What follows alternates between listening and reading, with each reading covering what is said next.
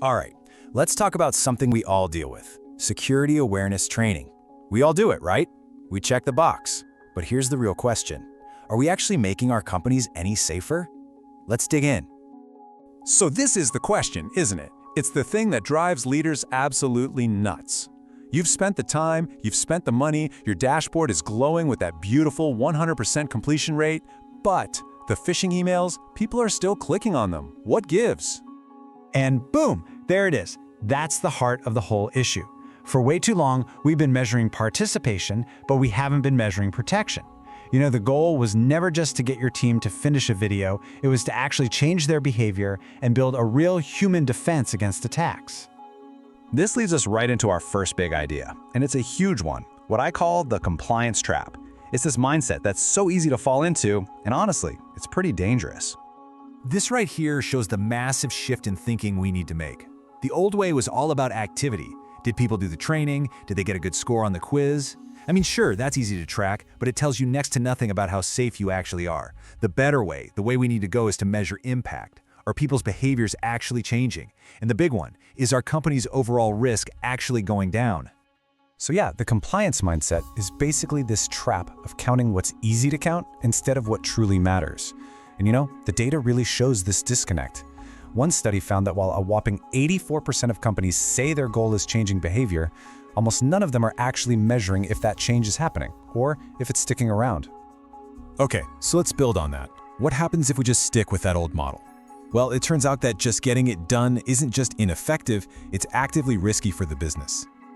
Think about it. When you can't prove your training is actually working, you're just throwing money away. And pretty soon, you start losing support from your execs who need to see some kind of return on that investment. Even worse, you create this false sense of security where everyone thinks, hey, we did the training, we're good, all while you're just as vulnerable as you were before.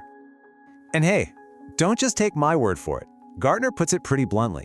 If you can't show that your program is leading to fewer real-world incidents, you're gonna lose that funding and buy-in you desperately need. The bottom line is, you absolutely have to prove your value.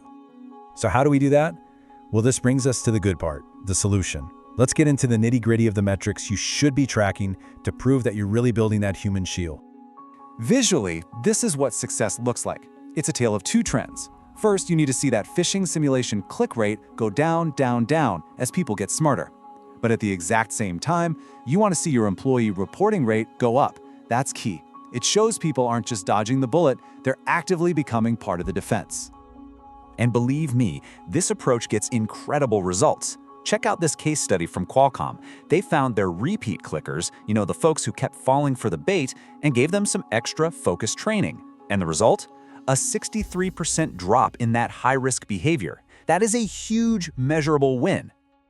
And if you zoom out to the big picture, the payoff is just massive. Industry data suggests that companies that stick with consistent, well-measured awareness programs can cut security incidents by up to 70%. Just let that sink in. You could wipe out the vast majority of preventable incidents. So, what should your new dashboard look like? Well, it's got to be more than just phishing clicks. You need to be tracking click rates and report rates. You need to see if people are reporting real incidents more often. You got to watch that repeat offender number drop. And don't forget other behaviors, like whether people are keeping clean desks or handling data correctly. The ultimate goal? A clear, downward trend in actual incidents caused by human error. But look, just having all this great data isn't enough. The real magic happens when you actually use it, when you put it to work in a constant cycle of getting better. It's a really simple but incredibly powerful loop. Step 1, measure the right stuff. Step 2, analyze the data to find the weak spots. Which teams are struggling? What topics just aren't sinking in? 3, use what you learn to make your training better and more targeted. And finally, step 4, use those awesome new results to prove your value to leadership, which gets you the support you need to do it all over again.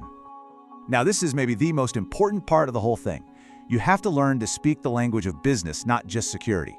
Don't just go to your boss and say, hey, click rates dropped from 15 to 3%. Translate it. Say, this represents a massive drop in our risk of a breach, potentially saving us millions in recovery costs and protecting our reputation. That's what they want to hear. Which brings us to our final and most important section, the ultimate goal, the whole point of all this work. It's not just about running a program, it's about fundamentally changing the culture of your company. I just love this quote because it nails the vision perfectly. The end game is a place where your employees don't have to pull up a mental checklist to be secure. They just are. They pause before they click. They report something that looks weird, not because they have to, but because it's just how things are done. It's instinct. And when you get to that point, everything changes.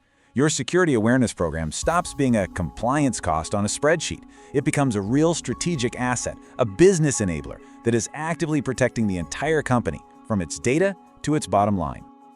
So, I'm going to leave you with this one question to take back to your own organization.